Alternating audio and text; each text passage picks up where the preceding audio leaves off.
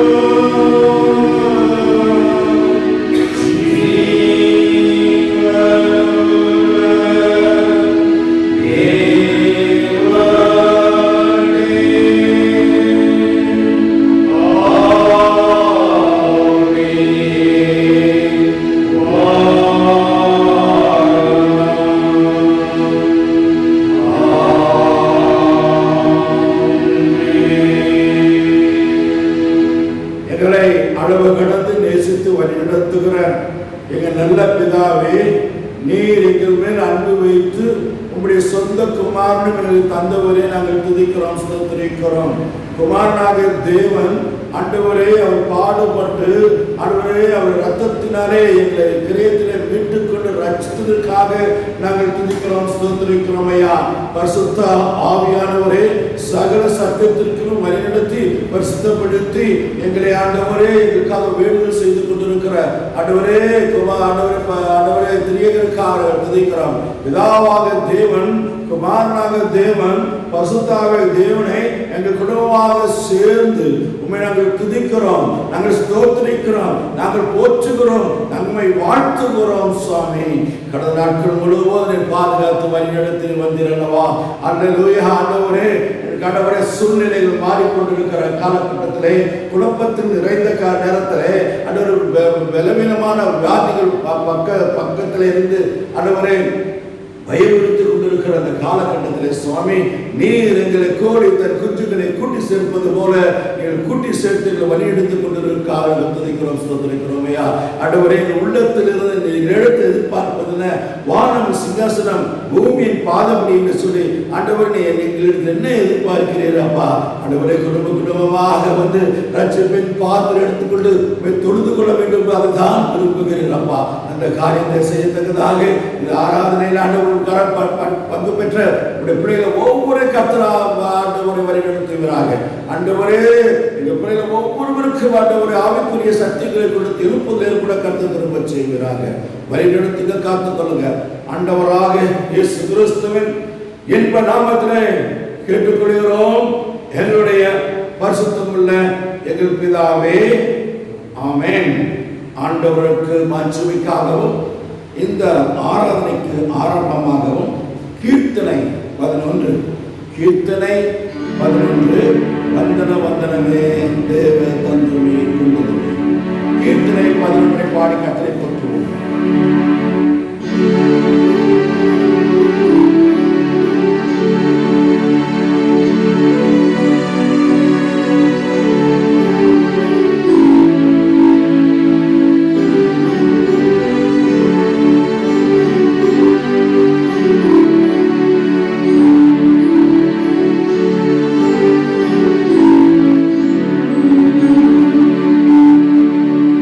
Well,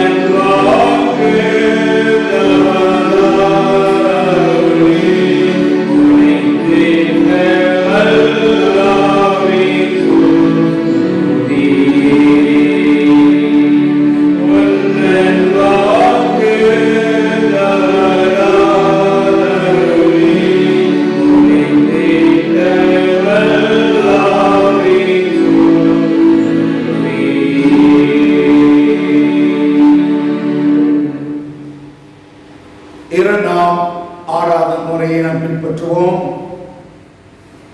சிறு புஸ்தகத்திலே 1ஆம் பக்கம் 2ஆம் ஆராதனை முறை துதி. நாம் கடவுளை தொழுவோம். கடவுள் ஆவியாயிருக்கிறார். அவரை தொழுது கொள்ளுதல் ஆவியோடும் உண்மையோடும் அவரை தொழுது கொள்ள வேண்டும். நம்முடைய பிதாவாகிய கடவுளாலும் கர்த்தராகிய இயேசு கிறிஸ்துவாலும் கிருபையும் சமாதானம் உண்டாவதாக. கர்த்தர் சமீபமாயிருக்கிறார். நீங்கள் ஒன்றுக்கும் கவலைப்படாமல் எல்லாவற்றையும் குறித்து விண்ணப்பங்களை ஸ்தோத்திரங்களுடைய ஜெபத்தினாலும் வேண்டுதலினாலும் கடவுளுக்கு தெரியப்படுத்துங்கள். ஆண்டவரை முதல்களை திறந்தருளும். பிதாவுக்கும் குமாரனுக்கும் பரிசுத்தாவிக்கும் மகிமை உண்டாவதாக. ஜெபம் செய்வோம். எங்கள் தந்தையாம் கடவுளே, உமது வல்லமையாலும் ஞானத்தாலும் எல்லாவற்றையும் படைத்து உமது குமாரனை இரட்சகராக தரக்கூடிய உலகத்தில் அன்பு கூர்ந்தீரே, உம்மை போற்றுகிறோம். குமாரனாம் கடவுளே, பாவத்தை தவிர்த்து எல்லாம் எங்களைப் போல மனிதனாகி எங்கள் பாவங்களுக்காக ஒப்பு கொடுக்கப்பட்டு எங்கள் நீதிக்காக உயிர் திரும்பியவரே, உம்மை போற்றுகிறோம். பரிசுத்த ஆவியாகிய கடவுளே, எல்லா உண்மைக்குள்ளும் எங்களை வழிநடத்தி கடவுள் அன்பை எங்கள் நெஞ்சில் பொழிகிறவரே, உம்மை போற்றுகிறோம். பிதா, குமாரன், பரிசுத்த ஆவியாகிய கடவுளே, உமக்கே எக்காலமும் எல்லா புகழும் மகிமையும் உண்டாவதாக. ஆமென். நமக்கு பாவம் இருப்போமானால் நம்ம மன்னிப்புள்ளா இருப்போம். நமக்குள் உண்மை இல்லை, நமக்கு பாவம் அறிக்கையிட்டால் பாவம் நமக்கு மன்னித்து எவ்வித அநீதி நீங்கள் நம்பத்தக்கரும் நீதி உள்ளவர். எனவே உங்களுடைய பாவ அறிக்கைக்கு ஆதாரமாக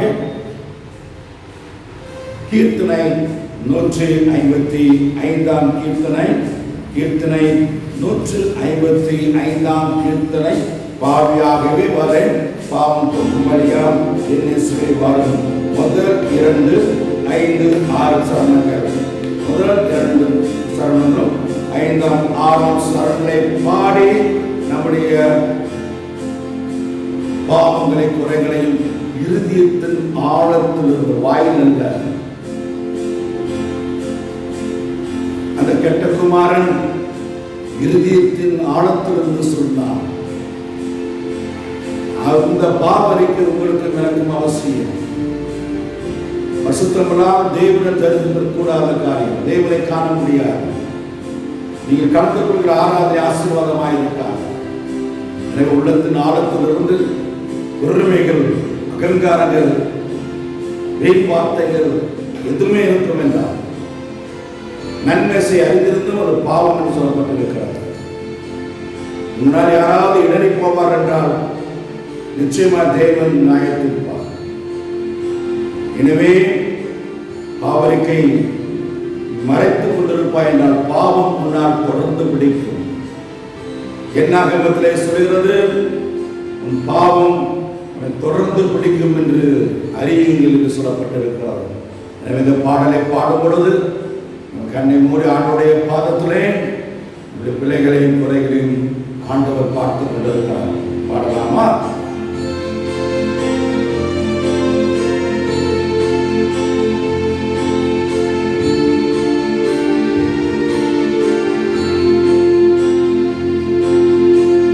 Amen.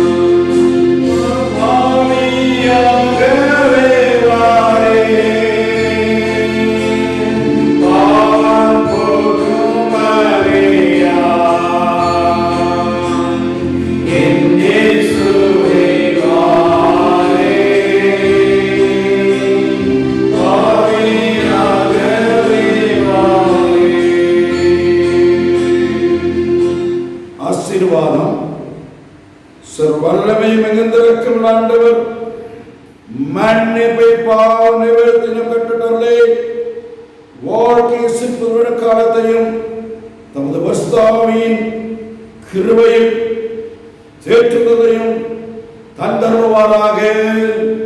ஆமென். ஆண்டவருக்கு நீங்கள் நாமத்திற்காக இன்று பெரிய வேத பாடங்களை நாம் வாசிக்க கேட்போம்.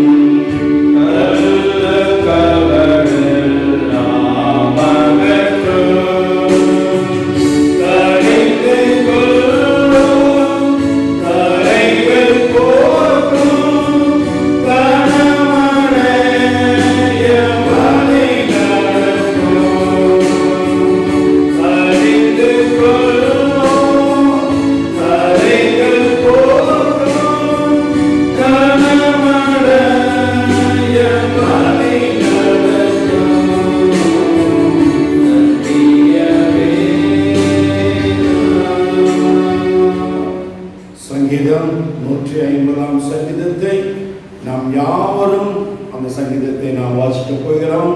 சங்கீதம் 150.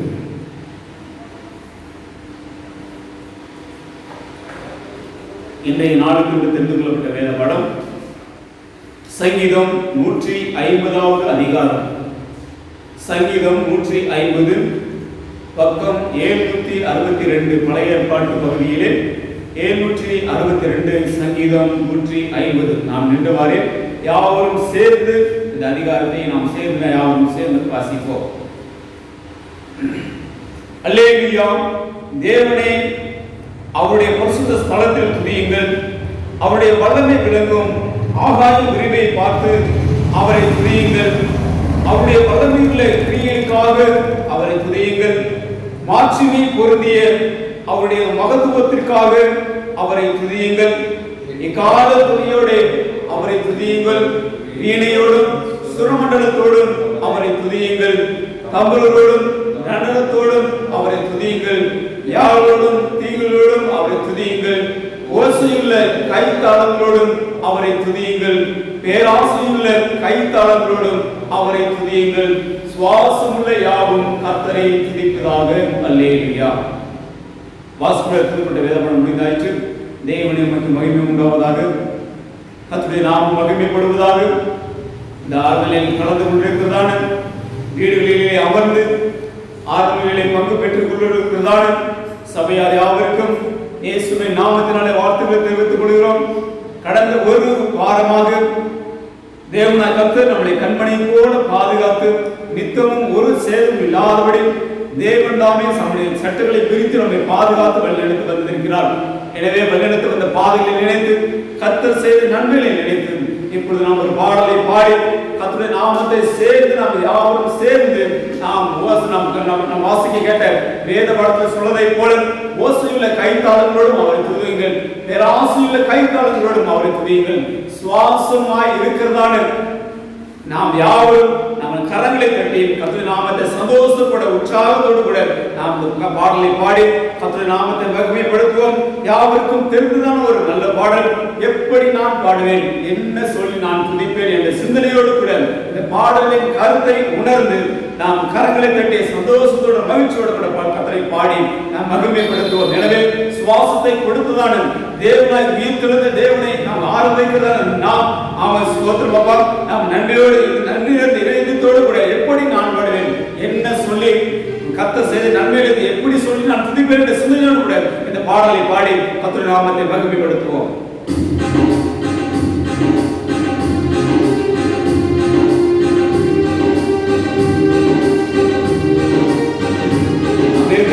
யாரும் கரங்களை தட்டி மகிழ்ச்சியோடு பாடுவோம்.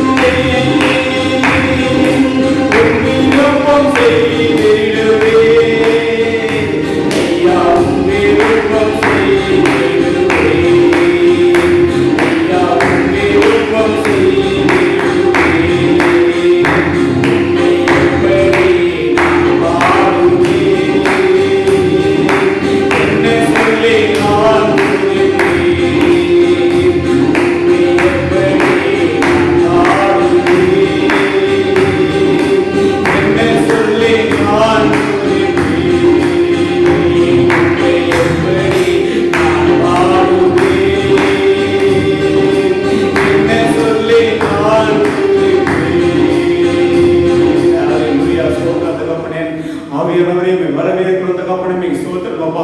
நாங்கள் பாடின பாடலை போல தகப்பனே உம்மை நான் எப்படி நான் பாடுவேன் தகப்பனே. அவன் என்ன சொல்லி நான் துதிப்பேன். நீ செய்த நன்மைகள் அநேகமாயிரம் தகப்பனே. அவர்கள் சொல்ல போன நாட்கள் போதாது, காலங்கள் போதாது தகப்பனே.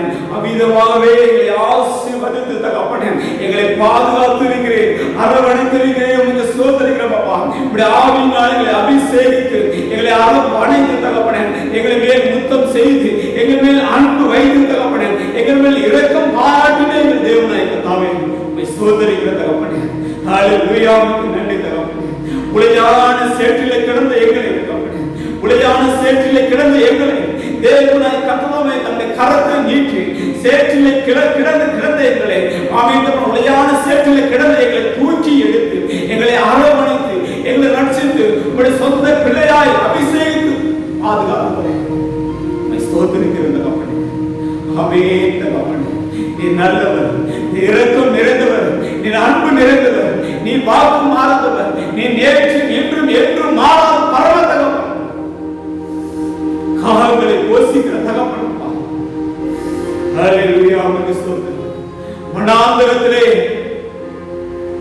இருக்கிறதா ஒன்றும் இல்லாத நேரங்களெல்லாம் எங்களை தூக்கி அரவணைத்து மனாந்தரமான வாழ்க்கையிலே காணப்படுகிற எங்களை எங்களை சீர்படுத்தி உம்முடைய பாதத்தில் அமர்ந்திருக்கும் உம்முடைய பாடல்களை பாடி நீ செய்த நன்மைகளை நினைத்து நீ கிருபையை நினைத்து வாழ செய்கிற இந்த உலகத்திலே உமக்கு ஸ்தோத்திரம் அப்பா.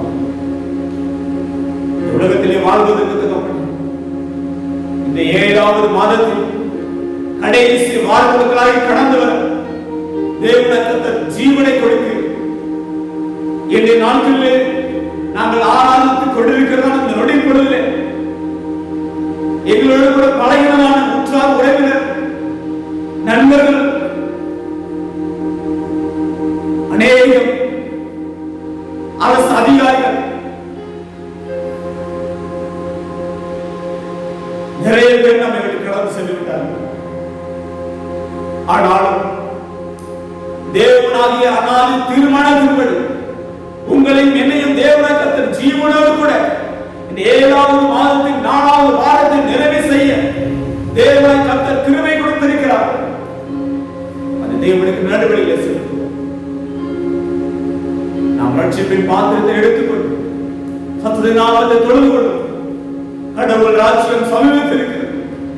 மனம் திரும்பி சுவிசேஷத்தில் நம்பிக்கை வையுங்கள். கர்த்தர் நம் பட்சத்தில் இருக்கிறார். ஹல்லேலூயா. நன்றி. கிருபையா நேசிக்கிறதான நல்ல பரலோகப்பிதாவே ஸ்தோத்திரிக்கிறோம் அப்பா. இப்பொழுது தகப்பனே இந்த வார்த்தையை கேட்க நாங்கள் அவர்களோடு காத்திருக்கிறோம். பரத்திலிருந்து வருகிறதான நீ கொடுக்கிறதான அந்த ஆவிக்குரிய மன்னாவானது தகப்பனே மனுஷனுடைய வாழ்க்கையை சீர்படுத்துகிற வார்த்தைகள் கடந்து வரட்டும். நாங்கள் வேதத்திலே வாசிக்கிறோம், மனுஷன் அப்பத்தினால் மாத்திரமல்ல தேவனுடைய வாயிலிருந்து புறப்படுகிற ஒவ்வொரு வார்த்தையினாலும் பிழைப்பான் என்று சொல்லி எழுதியிருக்கிறது. சத்துருவை இந்த வார்த்தையை கொண்டு கடிந்து கொண்டு அந்த வார்த்தையை நாங்கள் கேட்க நாங்கள் ஆயத்தமா இருக்கிறோம். களிமண்ணாகி எங்களை குயவனாகி உங்களுடைய கரங்களில் ஒப்படைக்கிறோம் அப்பா. உங்களுடைய வார்த்தைகளை கொண்டு எங்களை சீர்படுத்துங்க, உற்சாகப்படுத்துங்க, பலப்படுத்துங்க, எங்களை பாதுகாத்துக்கொள்ளுங்க. இயேசுவின் நாமத்தில் ஜெபிக்கிறோம் எங்கள் ஜீவனில் நல்ல பிதாவே. ஆமென். எழுப்புதல் அனுப்பும் எழுப்புதல் அனுப்பும் எங்கள் உள்ளத்திலே எழுப்புதல் அனுப்பும் எழுப்புதல் அனுப்பும் சீக்கிரத்திலே வியாதியை நீக்கும் பிசாசை துரத்தும் இயேசுவின் நாமத்திலே. அல்லேலூயா. பாவத்தை மன்னியும் ஆவை தாரும் இரட்சகரின் நாமத்திலே. இந்த பாடலை எல்லாரும் பாடப் போகிறோம். வாய் திறந்தாலே இந்த பாடம் வந்துவிடும். இந்த பாடலை நின்று பாடுகிறேன், என்னோடு சேர்ந்து பாடுங்கள். எழுப்புதல் அனுப்பும் ஐயா. இந்த பாட கோரஸ், இந்த பல்லவியை நாம் எல்லோரும் கற்றுக்கொள்ள போகிறோம். இந்த கோரஸிலே கர்த்தர் செய்த அற்புதத்தை உங்கள் வாழ்க்கையை செய்ய போகிறார். விரிவாயத்தர அதை நிரப்புவேன் என்று சொல்லியிருக்கிறார். பாடலை பாடலை எழுப்பது ஏற்படுகிற இந்த ஒவ்வொரு வரியிலும் நடைபெற்ற அதிசயம் உங்கள் வாழ்க்கையில் நடக்கும். எப்போது விரிவாயை திறந்து ஆண்டவர் துதிக்கின்ற பொழுது எழுப்புதல் அனுப்பும், எழுப்புதல் அனுப்பும், எழுப்புதல் அனுப்பும், எழுப்புதல் அனுப்பும் எங்கள் உள்ளத்திலே, எழுப்புதல் அனுப்பும், எழுப்புதல் அனுப்பும் சீக்கிரத்திலே, யாரேனேக்கும் பிசாசை துரத்தும் இயேசுவின் நாமத்திலே, அல்லேலூயா. பாவத்தை மன்னியும் ஆவியை தாரும் இரட்சகரின் நாமத்திலே. மறுபடியும் உணர்ந்து நாம் பாடுவோமா? எழுப்புதல் அனுப்பும், எழுப்புதல் அனுப்பும் எங்கள் உள்ளத்திலே, எழுப்புதல் அனுப்பும், எழுப்புதல் அனுப்பும் சீக்கிரத்திலே,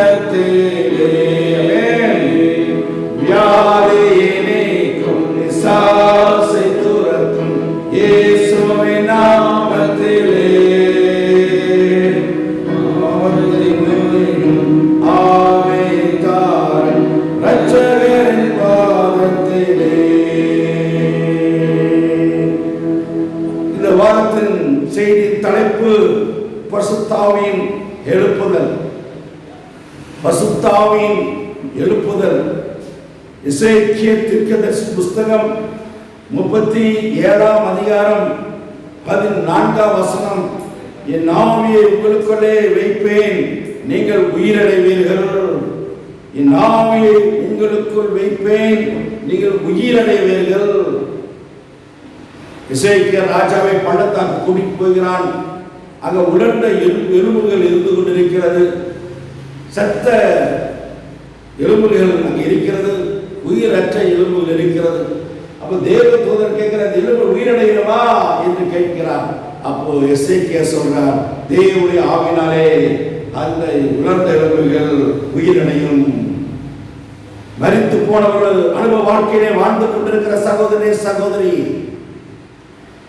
ஒரு உயிரற்ற வாழ்க்கையை நாம் வாழ்ந்து கொண்டிருக்கிறோம் அல்லவா? கிறிஸ்தவர் என்று சொல்லிக்கொண்டு பல வருடங்களாக நம்முடைய பாரம்பரிய கிறிஸ்தவன் என்று சொல்லிக்கொண்டு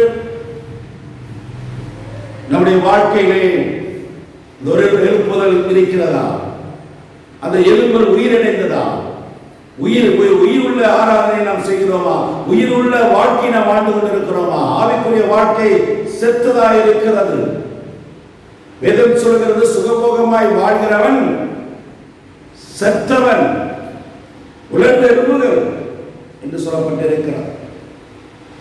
ஒரு ஐயர் சொன்னார், ஒரு போதகர், அடுத்த வாரம் ஞாயிற்றுக்கிழமை 3 மணிக்கு திருச்சபை அடக்க ஆராதனை நடைபெறுகிறது, சபையார் யாவரும் நீங்கள் வர வேண்டும் என்று ஒரு அறிவிப்பு கொடுத்தார். அடுத்த வாரம் ஞாயிற்றுக்கிழமை 3 மணிக்கு சபை மரித்து போன சபை மரித்து போன சபை அடக்க ஆராதனை இருக்கிறது. மரித்து போன சபை அடக்க ஆராதனை இருக்கிறது, எல்லோரும் தயவு செய்து வாருங்கள் என்று சொன்னார். அப்பொழுது என்ன சபை மரித்து போனது, அடக்க ஆராதனை நடத்த போகிறாரோ என்று எல்லோரும் ஒரு கேள்விக்குறியுடன் எல்லோரும் வந்தார்கள். எல்லோரும் வந்து கிறிஸ்துவ நம்ம சிஎஸ்சி முறைப்படி அந்த ஆலயத்தில் வைத்து அந்த பாடியை வைத்து வலதுபுறத்தில் இருக்கிற சகோதரலாம் பார்த்துட்டு போங்க, இடதுபுறத்தில் சகோதரர் பார்த்துட்டு வாங்க என்று சொன்னால் எல்லாம் வந்து இந்த ஒரு கஞ்சலை செலுத்தி விட்டு அந்தந்த இடத்துல போய் நிற்பாங்க. அந்த பிறகு ஜாம் பண்ணி அந்த பாடியை நாங்கள் அடக்க ஆராதனைக்கு கொண்டு போவோம்.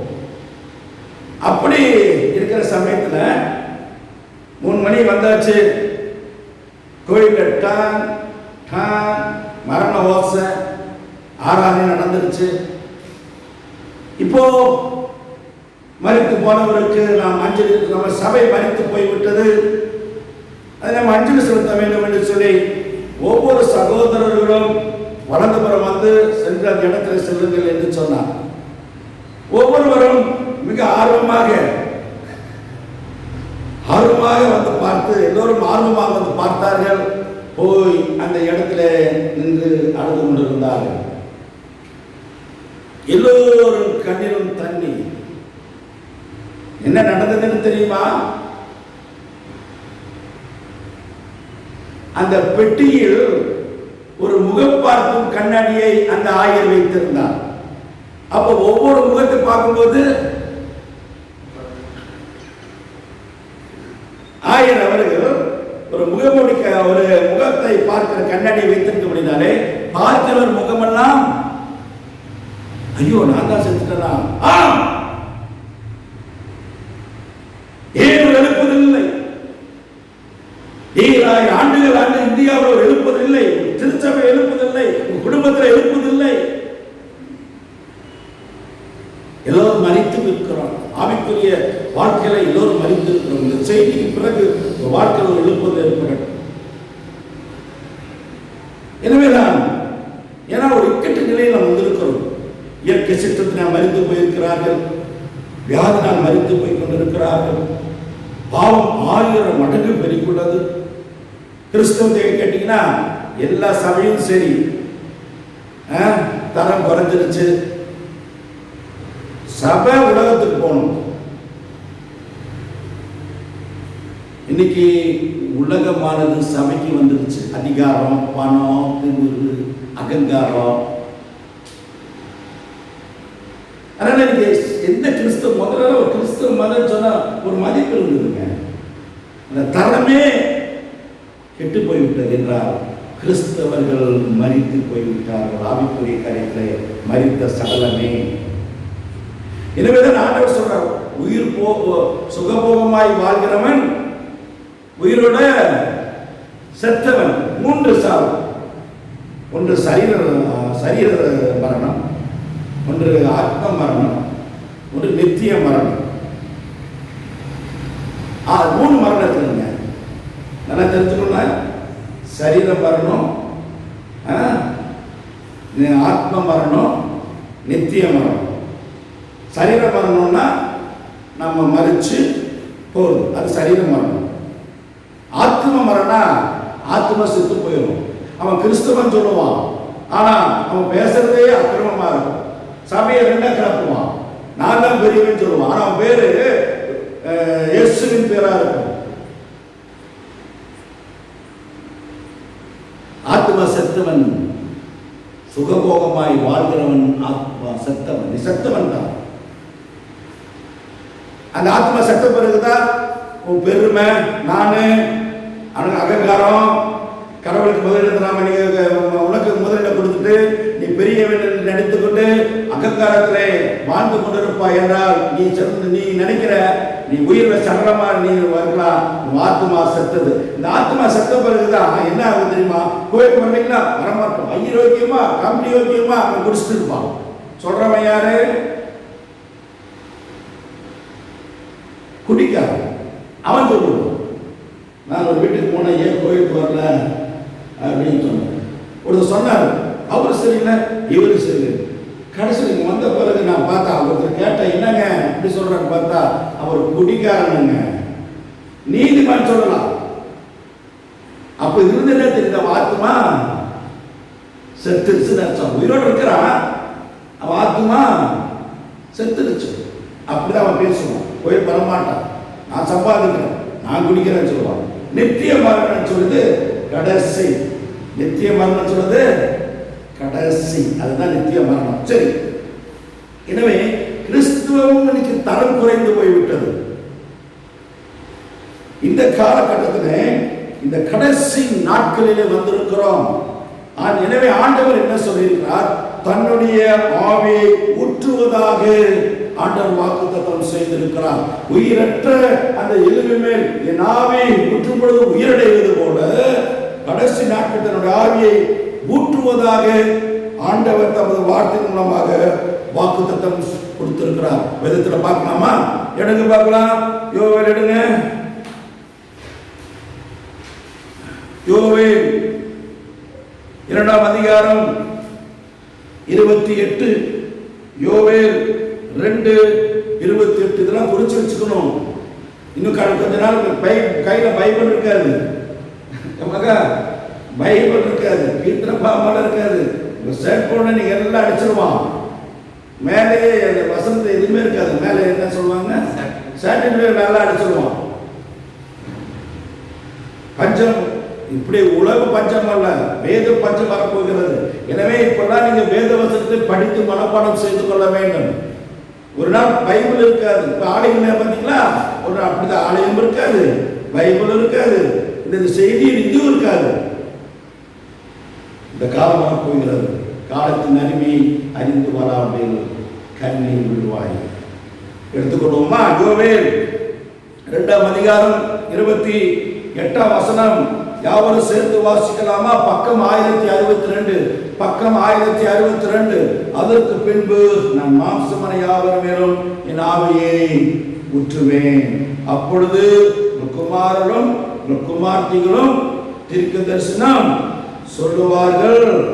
உங்கள் மூப்பர்கள் சொப்பனங்களையும் உங்கள் வாலிபர்கள் தரிசனங்களையும் காண்பார்கள். அதற்கு பின்பு நான் மாம்சமனை யாவர் மேல் ஆவியை கடைசி நாள் ஊற்றுவேன். அப்பொழுது குமாரன் குமார்த்தி தீர்க்கதை சொல்லுவார்கள். மூப்பர்கள் சொப்பனங்களையும் வாலிபர் தரிசனம். ஒரு சில இடத்துல பார்த்தா 15 வயசு பாப்பா அவள் தீர்க்க தரிசன வரங்களை கொடுத்து, அந்நிய பாஷை வரங்களை கொடுத்து, அந்த நாளில் இன்னைக்கு மற்றவர்களுக்கு கை வைத்து ஜெபிக்கின்ற பொழுது அநேக சுகம் பெற்றுக் கொண்டிருக்கிறார்கள். எல்லாருமே சகோதரி சகோதரி, இந்த கடைசி நாளிலே இன்னைக்கு ஆண்டவர் அநேக ஊழியக்காரர்களையும் அநேக வாலிப பிள்ளைகளையும் அநேக சகோதரர்களையும் ஆண்டவர் எழுப்பிக் கொண்டு 100க்கு 100 ஆண்டவர் அற்புதம் செய்து கொண்டிருக்கின்றார். எல்லாருமே கர்த்தருடைய பிள்ளையே, ஒரு பக்கத்தில் நல்ல செய்தியை கேட்டுக்கொண்டிருக்கின்றோம். எனவே ஆண்டவர் அற்புதம் பல இடங்களிலே வாலிபர்களுக்கு தீர்க்க தரிசனம் சொல்லிக் கொண்டிருக்கிறார்கள். இன்னைக்கு ஒவ்வொரு இடங்களிலும் ஒவ்வொரு திருச்சபைகளும் அற்புதம் நடந்து கொண்டிருக்கிறது. நம்முடைய திருச்சபையும் இதே அனுபவத்தில் வரணும். நம்ம திருச்சபையும் இந்த அனுபவத்தில் வரணும். உங்க வாலிபர்கள் தரிசனத்தை காணணும். சகோதரா, எத்தனையோ பேர் குழந்தைகள் ஆண்டவர் நம்ம குழந்தை கொடுத்திருக்கிறார். எனவே இந்த தரிசனம் நம்ம வாழ்க்கையில அனுபவிக்கும் பொழுது அதுதான் நம்ம திருச்சபை. இதெல்லாம் நீங்க அனுபவத்தில் இருந்தாதான் திருச்சபை திறக்கப்படும் என்பதை மறந்து விடாதீர்கள். எனவே கடைசி நாளில் சொல்லுகிறார். எனவே நம் யாருக்கும் எழுப்புதல் தேவை. எழுப்புதலை குறித்து நாம் தியானிக்கும் பொழுது எழுப்புதல் என்றால் என்ன என்று அறிந்து கொள்ள வேண்டும். எழுப்புதல் பேசுறாங்க. எழுப்புதல் என்றால் என்ன குறிச்சு கொள்ளுங்க. எழுப்புதல் என்றால் அணைய போகிற நெருப்பை மறுபடியும் எரிய வைப்பது. அணைய போகிற நெருப்பை மறுபடியும் எரிய வைக்கிறது. எழுப்புதல் என்பது பெனல் இல்லாத வாழ்க்கை பெனலுள்ள வாழ்க்கையை மாற்றுகிறது. பெலன் இல்லாத வாழ்க்கையை பெலனுள்ள வாழ்க்கையாக மாற்றுகிறது. கனியற்ற வாழ்க்கை கனி நிறைந்த வாழ்க்கையாக மாற்றுகிறது. வறண்டு போன வாழ்க்கையிலே புத்துணர்ச்சி வாழ்க்கையை ஆண்டவர் கொடுக்கிறார். வறண்டு போன வாழ்க்கையிலே ஒரு புத்துணர்ச்சி வாழ்க்கையை மாற்றுகிறது. குளிருமின்றி அனலுமின்றி ஆண்ட சொல்றாரு, வாந்தி பண்ணி போட்ட வேண்டியதான். முன்னாடி அனலா இருக்கணும், இல்லைன்னா குளிரா இருக்கணும். அனலும் என்று குளிரும் என்றால் வாந்தி பண்ணி போட வேண்டும் என்று சொல்லியிருக்கிறார். எனவே அனலுமின்றி குளிரும் என்று இருக்கிற கிறிஸ்தவனை நீ அனலாய் மாற வேண்டும். எதுக்கு இயேசு கிறிஸ்து வந்தார்? பண்டிகை கொண்டாடுறதுக்கா? எதுக்கு இயேசு கிறிஸ்து வந்தாரு? பண்டிகை கொண்டாடுறதுக்கா? அக்கினி போட வந்தே, அக்கினி போட வந்தே. எழுப்புதல் அக்கினியை நான் பெற்றிருக்கிறோமா? மரித்தவரா இருக்கிறோமே. எழுப்புதல் என்றால் என்ன என்று அறிந்து கொண்டீர்கள். குளிரும் என்று அனலும் என்று வாழ்ந்து கொண்டிருக்கிற கிறிஸ்தவனே, கிறிஸ்தவனே, நீ அனலாய் மாற வேண்டும். அக்கினி அபிஷேகமாய் மாற வேண்டும். அருமை, ஒரு விளக்கு அநேகரை கொடுத்து ஒரு தீக்குச்சி அப்படி இல்லை. என்னுடைய கோத்தகிரி மற்ற இடங்களெல்லாம் நான் ஊழியத்தை செய்த இடங்களிலே மசனகுடியிலே ஒரு 10 மரத்தடியிலே 10 மரத்துக்கு ஒரு மரம் எழுதியிருக்கிறோம். என்ன தெரியுமா? ஒரு தீக்குச்சி 1000 மரம் எரிக்கும். தெரியாத கூட லட்சம் கொடுத்து எல்லா வீடு கூட பரவாயில்லை. அவன் என்ன பண்ணுவான்? எதை செய்ய வேண்டாம் அதான் செய்வான், போட்டுட்டு போயிடுவான். அதை தீ அணைக்கிறதுக்கு அந்த மசனகுடியில் பாரசு கஷ்டப்படுறது பார்த்தீங்கன்னா, ஒரு தீக்குச்சி அநேக மரத்தை எரிக்கும். அதே போல நீ அக்கினி அபிஷேகத்தை பெற்றுக்கொண்டு அநேக நாம் ஆண்டவருக்கு நீதிமானாக மாற்ற வேண்டும். நிறைய கர்த்தருடைய பிள்ளை 2000 ஆண்டுகளாயும் இன்னும் இந்திய நாடு அடிமதனத்தில் இருக்கிறது. பாவத்தில் வெக்கமாய் இல்லை நம்ம இருக்கிறோம் என்று என்ன நாம் செய்து விட்டோம்? இனிமேலாவது குடும்பத்தில் ஒரு எழுப்பது ஏற்பட்டோம், ஒரு திருச்சபையில் ஒரு எழுப்பது ஏற்படட்டும், ஒரு தேசத்தில் ஒரு எழுப்புதல் ஏற்படட்டும். எனவேதான் எழுப்புதல், எழுப்புதல் செய்யும் காரியம் நாம் யாருக்கும் எழுப்புதல் தேவை. இந்த கடைசி கால எழுப்புதலை குறித்து தீர்க்கதரிசியாக யோவேல், எசேக்கியேலும் ஆண்டவர் தரிசனம் எடுத்திருக்கிறார்கள். அப்போஸ்தலர்களுடைய காலத்திலும் கூட எழுப்புதல் ஏற்பட்டிருக்கிறது. கடைசி கால எழுப்புதல் குறித்து தீர்க்கதரிசிகள் நல்லா படிக்கணும். பைபிள் எல்லாம் யோவேலும் எசேக்கியேலும் தீர்க்க தரிசனம் வைத்திருக்கிறாங்க. அப்போஸ்தலருடைய காலத்திலும், அதாவது புதிய ஏற்பாடு காலத்திலும் ஒரு பெரிய எழுப்புதல் ஏற்பட்டது. John Wesley, England John Wesley, Finney, DL Moody ஆகியோர் காலத்தில் கூட பல எழுப்புதல் ஏற்பட்டது. டிஎல் மூடி பிரசங்கம் பண்ணா ஒரே பிரசங்கத்துல 3000 பேர் ரட்சிக்கப்பட்டது உண்டு. உதாரணமா ஜான் வெஸ்லி இங்கிலாந்துல ஊழியத்தை செய்துட்டு இந்தியாவுக்கு வந்தார். இந்தியாவுக்கு வந்து கோவை திருமண்டலத்துல ஊட்டியில நீங்க போய் பார்த்தீங்கன்னா எல்லாம் வெஸ்லி ஆலயம் தான் இருக்கும். கேத்தி வெஸ்லி ஆலயம், ஊட்டியில வெஸ்லி ஆலயம் இருக்குது, போர்த்துகல்ல வெஸ்லி ஆலயம் இருக்கு. அவர் இங்கிலாந்துலாம் கோயில் கட்டிட்டு எங்க எழுப்பி கொடுத்துருக்கிறாங்க. நம்ம அனுபவிச்சுக்கிறோங்க. கோவை திருமண்டலம் வெஸ்லி ஆலயம் ஊட்டியில பல ஆலயங்கள் இருக்கிறது. கேத்தி ஆலயம் வெஸ்லி ஆலயம், ஊட்டியில வெஸ்லி ஆலயம், கோத்தகில வெஸ்லி ஆலயம் பல இருக்கிறது. ஒரு எழுப்புதல் ஒரு தடவை பிறந்தா அது அற்புதமா அதிசயமா இருக்கு. சாகலையா உலக ஒரே ஒரு வாழ்க்கை தான் உங்களுக்கு எனக்கு, அடுத்த வாழ்க்கை இல்லை.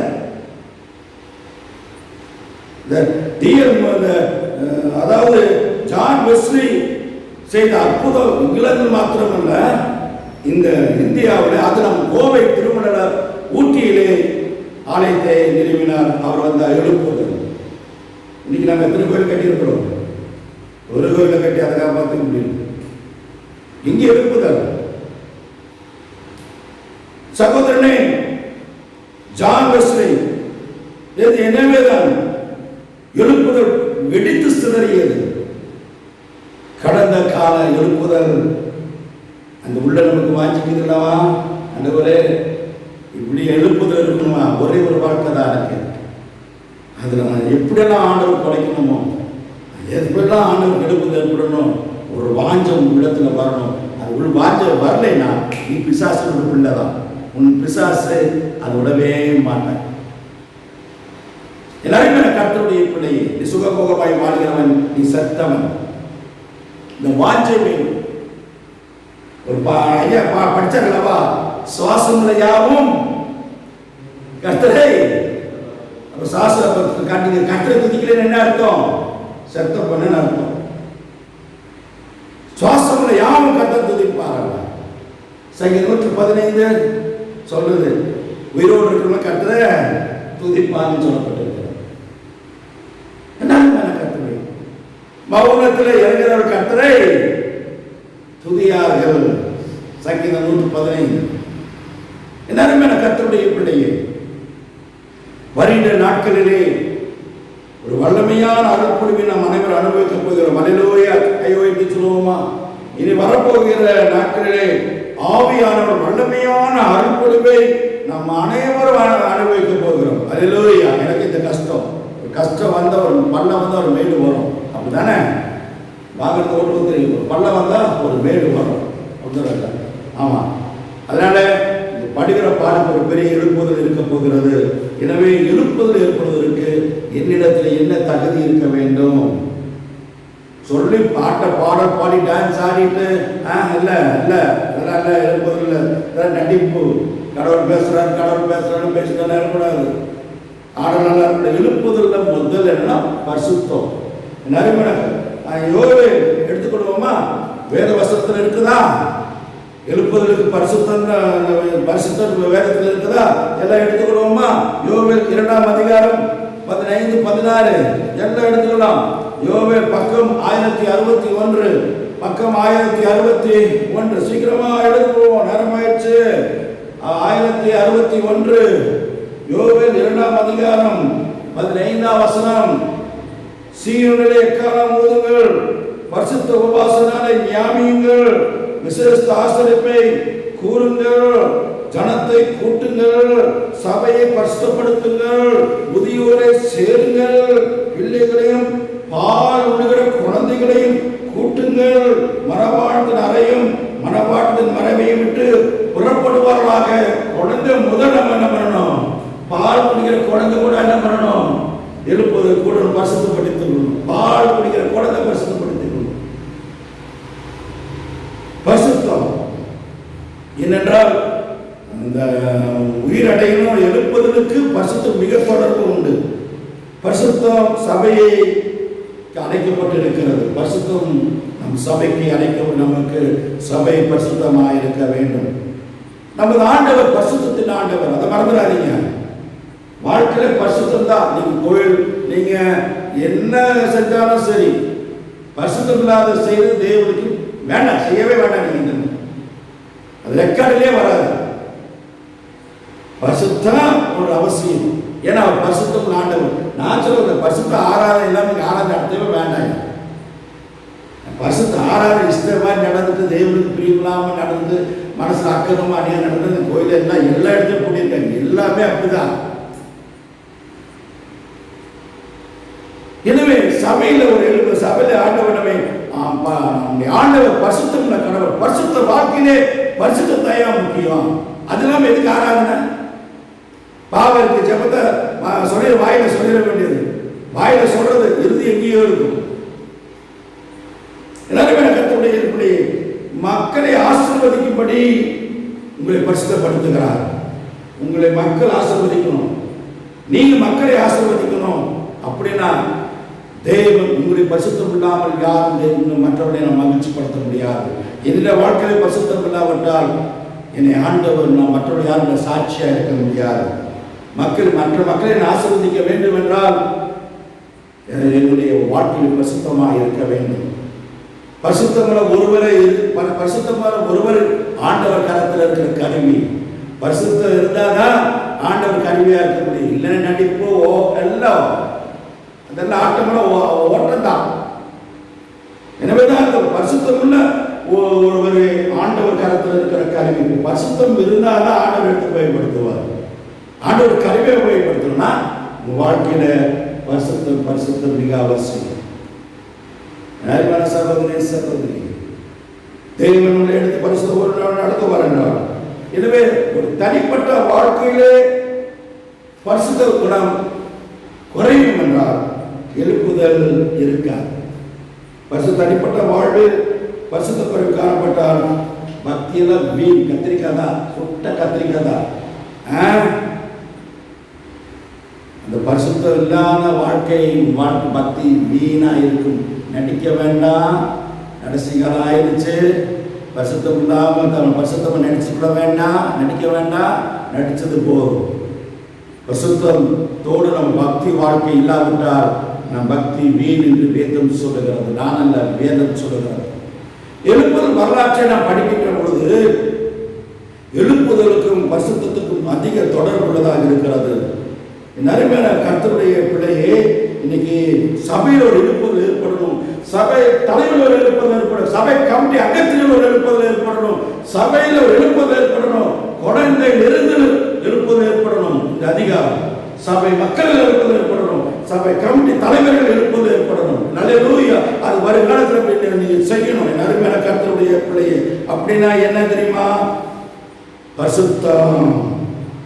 எனவேதான் எடுத்துக்கொள்வோமா, 2 நாளாகமம் புஸ்தகம் 29ஆம் அதிகாரம் சொல்றது, எசேக்கியா ராஜா 25 வயசுல அவன் ஆலயத்துல அரசனானா. அவன் அரசன் ஆனதுமே செய்த காரியம் தான் ஆலயத்தை பழுது பார்த்தான். சபையாரின் தலைவரை பரிசுத்தப்படுத்தினான். சபையார் தலைவர்களையும் திருச்சபை தலைவர்களையும் பரிசுத்தம் பண்ண வேண்டும் என்று விரும்பினார், கட்டளை போட்டார். இரண்டாவது, ஆண்டவருடைய ஆலயத்தில் இருக்கிற அசுத்தங்கள் எல்லாத்தையும் அகற்றப்பட வேண்டும். ஆலயத்தில் இருக்கிற அசுத்தங்கள் எல்லாம் அகற்றப்படும். என்ன அசுத்தம்? நீங்களே தேவனுடைய ஆலயம். சகோதரி, வேதம் சொல்கிறது நீங்களே தேவனுடைய ஆலயம். எனவேதான் எசேக்கியா சொல்றான், ஆண்டவருடைய ஆலயத்திலிருந்து அசுத்தமானவைகளை அகற்ற வேண்டும் என்று எசேக்கியா சொல்றான். அப்பொழுதுதான் எழுப்புதல் ஏற்பட்டது. என் அருமையான சகோதரி சகோதரி, நீ ரட்சிக்கப்பட்டு பரிசுத்தமாய் இருப்பாய் என்றார். அப்பொழுதுதான் எழுப்புதல் வாழ்க்கையில் ஏற்படும். எனவேதான் நோக்கம் பரிசுத்தம், ஆண்டவர் நோக்கம் பரிசுத்தம். எனவே உள்ளத்துல கருப்பொருள் வச்சுட்டு ஏமாத்திட்டு நடிச்சுட்டு வேண்டாம். செஞ்சதெல்லாம் போதும், நடிச்சதெல்லாம் போதும், வந்த சாபமெல்லாம் போதும். எனவே ஆண்டவர் எசேக்கியா ராஜா ஆலயத்தை சுத்தம் பண்ண செய்தார். ஆலயம் என்றால் என்ன? உங்களுடைய இருதயத்தை சுத்தம் செய்யுங்க, பரிசுத்தப்படுத்துங்க. அப்பொழுது உங்கள் வாழ்க்கையில் எழுப்புதல் இருக்கும், குடும்பம் எழுப்புதல் ஏற்படும், சபை எழுப்புதல் ஏற்படும். வரக்கூடாது. ஏனென்றால் நிறைவேற கர்த்தருடைய பிள்ளையை நம்முடைய காணப்படுகிற அநேக காரியம்னா புறங்குறுதல், பாசாங்கதனம் பண்ணுது, இதெல்லாம் நடிப்பு, அதெல்லாம் வேண்டாம். புறங்குறுது, பாசாங்கதனம் பண்றது, இதெல்லாம் ஆண்டவர் அருவருக்கிறார், வெறுக்கிறார். இந்த மாதிரி காரியத்தை நீங்க செய்து கொண்டிருந்தீங்கன்னா, நம்முடைய காலப்படம் புறங்குறுதல், பாசாங்கதனம் செய்துட்டு தேவையற்ற காரியங்கள் நீங்கள் வாழ்க்கையில் அகற்றப்படல. காரியங்களை நான் சொல்ல கர்த்தர் நினைவு இருக்கிறார். மகளை உன்னை ஆண்டவர் வைக்கிறார். வாழ்ந்து என்ன பிரயோஜனம் உலக வாழ்க்கையில? எனவே திருச்சபை தலைவர்களும் என்ன பண்ணிக்கணும்? பரிசுத்தம் பண்ணிக்கொள்ள வேண்டும். சொல்லுதா மல்கியா 3:3 அவர் தூய்மைப்படுத்துகிற ஆண்டவர். மல்கியா 3:3 அவர் தூய்மைப்படுத்துகிற ஆண்டவர். இரண்டாவது, ஒரு மனம் இருக்க வேண்டும். சங்கீதம் 133:1 சொல்லுது, இதோ சகோதரர் ஒருமித்து வாசப்படுகிற எவ்வளவு நன்மையும் எவ்வளவு இன்பமானது இருக்கிறது. எனவே என்ன பண்ணணும்னா, எழுப்புதல் என்பது ஒரு தைலத்தில் ஊற்றப்பட்ட அபிஷேகத்திற்கு அடையாளம். தலையில அபிஷேகம் ஊற்றினா அப்படியே வலிஞ்சு, அப்படியே தாடியில வலிஞ்சு, அப்படியே உடம்புல வரும். அதே போலதான் நம்ம ஒரு மனதோடு நம்ம அபிஷேகம் இருக்கும்போது நம்ம எங்கெல்லாம் போகிறோமோ அங்கெல்லாம் அற்புதம் நடக்கணும். அல்லேலூயா. நம்ம எங்கெல்லாம் இயேசு கிறிஸ்து எங்கெல்லாம் போனாரோ, இயேசு கிறிஸ்து போன இடத்துல பார்த்தா சாத்தான் அவன் போவாரு. போகும்போது ரோட்டுக்கு சாத்தானுங்களா என்ன எங்களை வேதனை பண்ணிட்டு, சும்மா நான் அங்கே போகிறேன், சுதந்திரங்க போகிறேன், நீ சும்மா சாப்பிட்டு அதற்கு இருக்கிறாரு. அக்கினி அவரிடத்துல இருந்தது. எனவே வெண்ணி நீங்க எடுத்துக்கிட்டீங்கன்னா, தம்பி வெண்ணி ஊழியத்தை செய்து அப்படி ஆட்டில் வந்து நின்னான்னா எல்லாம் தேவாலயத்தை தூணில் பிடிச்சி அழுகுவாங்களா? வெண்ணி பிரசன்ட் பண்ணா தூண்களை பிடித்து அழுகுவாங்க. மதுபான கடைகள் மூடப்பட்டன, திரையரங்கு மூடப்பட்டன.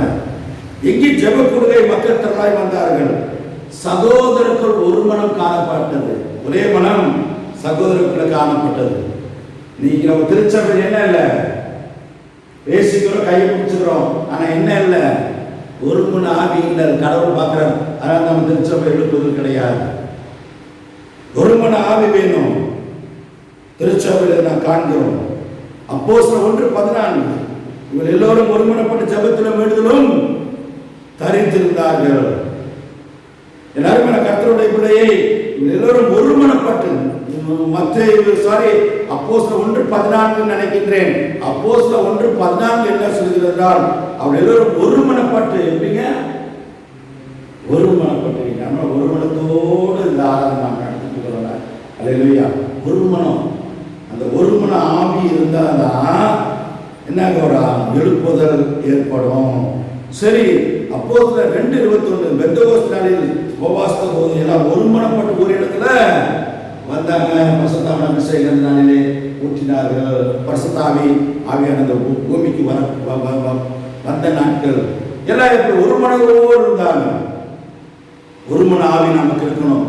சகோதர பிரிவு உண்டு பண்ணுங்க. ஆகிய சகோதரருக்குள்ள பகை உண்டாக கொண்டிருக்கிற நபரை ஆண்டவர் வெறுக்கிறார். எபேசியர் 4:3 சகோதரருக்குள்ளே பிரிவினை உண்டாக்கப்படுகிற நபரை ஆண்டவர் வெறுக்கிறார் என்று சொல்லப்பட்டிருக்கிறார். மகனே மகளே, ஏசாயா 4:3 பிரிவினை உருவாக்கக்கூடாது. ஒருவே நான் இடத்துல இருந்தா, ஒரு ஆவிக்குரிய காரியத்தில் இடத்துல இருந்தா ஆண்டவர் சொல்லணுமா, எந்திரக்களை கட்டி நான் கடலை போட்டிருந்தா ஏங்க திரும்பி வரக்கூடாது. நீ அநேகர் கெடுத்து கொண்டிருப்பாய் என்றால் முன்னாலே ஒரு நாமம் ஆண்டவர் தூஷிக்கப்பட்டிருக்கும் என்றால் வேதம் சொல்லுகிறது என்ன, எந்திரக்களை கட்டிட்டு கழுத்துல கட்டிட்டு தண்ணியில போட்டுமாமா கடவுளே சொல்லியிருக்காரு. ஏன் நீ வரவே கூடாது, வீட்டுக்கு தான் இறையாகணும். இன்னைக்கு அப்படிப்பட்ட சகோதர பிரிவினை உண்டு பண்ணுகிற ஆவியே நான் கடித்து கொள்ளுகிறேன். மூன்றாவது ஓராசிராட்சி மன்றாட்டு ஜெபம். மன்றாட்டு ஜெபம். எலியா என்பவன் மன்றாடி ஜெபித்தான், வானத்திலிருந்து அக்கினி வந்தது. வானத்திலிருந்து அக்கினி வந்தது. மன்றாட்டு ஜெபம். முழங்காற்படி ஜெபிக்கிறான். ஆண்டவரே மழை பெய்ய வேண்டும் என்று ஜெபிக்கிறான். ஜெபித்து வேலைக்காரன் சொல்றா, நீ போய் பாடுறா, மழை வரணும், மழை வரணும். 3 வருஷம் 6 மாசம் மழை இல்லாம இருக்கணும், மழை வரணும், ஒரு எழுப்புதல் ஊருக்கு கொடுக்கணும், அந்த ராஜாவுக்கு ஒரு எழுப்புதல் தரணும் அப்படின்னு கேட்டா, அந்த வேலைக்காரன் போயிட்டு 6 முறை பார்த்துட்டு இருந்தான். ஒண்ணுமே இல்லை. மறுபடியும் ஜெபம் பண்ணா. 7வது முறை பார்த்தா வானத்துல மேகம் உண்டானது. அல்லேலூயா. ஒரு எழுப்புதல் இருக்கணும் நம்ம வாழ்க்கையில. அப்படின்னு வாழ்க்கையில இருக்கணும்னா மன்றாட்டு ஜெபம் நமக்கு இருக்க வேண்டும். ஜெபம் இல்லை என்றால் எழுப்புதல் இல்லை. ஜெபம் இல்லை என்றால் எழுப்புதல் இல்லை. ஜெபம் இல்லை என்றால் வல்லமையும் இல்லை. அங்கே ஊக்கமான ஜெபத்துக்கு நாம் அர்ப்பணிப்போம். இந்த நாளிலே நாம் செய்ய வேண்டியதான மன்றாட்டு ஜெபத்திலே நாம் அர்ப்பணிப்போம். 4வது ஆண்டவர் சொல்கிறார், தேவனுடைய வார்த்தை. அதாவது தேவனுடைய வார்த்தை. சங்கீதம் 19:7 சொல்லுது, கர்த்தருடைய வேதம் குறைவற்றதும் ஆத்மாவை உயிர்ப்பிக்கிறதுமாயிருக்கிறது. ஆண்டவருடைய வார்த்தை தான் நாம் உயிர்ப்பிக்கணும். ஆமென், ஆமென். ஆண்டவருடைய வார்த்தையை நம் ஆத்மாவை புதுப்பிக்கிறது. அந்த வார்த்தை தான் எழுப்புதல் ஏற்படணும். என் சகோதரனே சகோதரினே, இந்த ஆண்டவருடைய வார்த்தையை நீ எத்தனை நேரம் படிக்கின்றாய்? எத்தனை வீட்டில் பேசி கொண்டிருக்கும்? ஆண்டவருடைய வார்த்தை இல்லாவிட்டால் உன்னுடைய எழுப்புதல் போலியான எழுப்புதல். ஆண்டவருடைய வார்த்தை இல்லாத எழுப்புதல் ஒரு போலியான எழுப்புதல். என் அருமையான கர்த்தருடைய பிள்ளையே, நெகேமியாவின் காலத்தில் ஜனங்கள் ஆண்டவர் வார்த்தை கேட்ட பொழுது ஒரு எழுப்புதல் ஏற்பட்டது. நெகேமியா காலத்திலே ஆண்டவருடைய வார்த்தையை கேட்ட பொழுது ஒரு பெரிய எழுப்புதல் ஏற்பட்டுச்சா? பார்க்கலாமா? நெகேமியா 8:9 வாசிக்கலாமா? நெகேமியா 8:9. நெகேமியா 8:9 நாம் வாசிப்போமா? நெகேமியா 8:9 பார்த்தீங்கன்னா, நெகேமியா ஜனங்கள் ஒரு வார்த்தைக்கு அவர் ஆண்டவருடைய வார்த்தை கேட்டபோது நெகேமியா காலத்தில் ஒரு எழுப்புதல் ஏற்பட்டுச்சு. எடுத்துக்கொள்வோமா?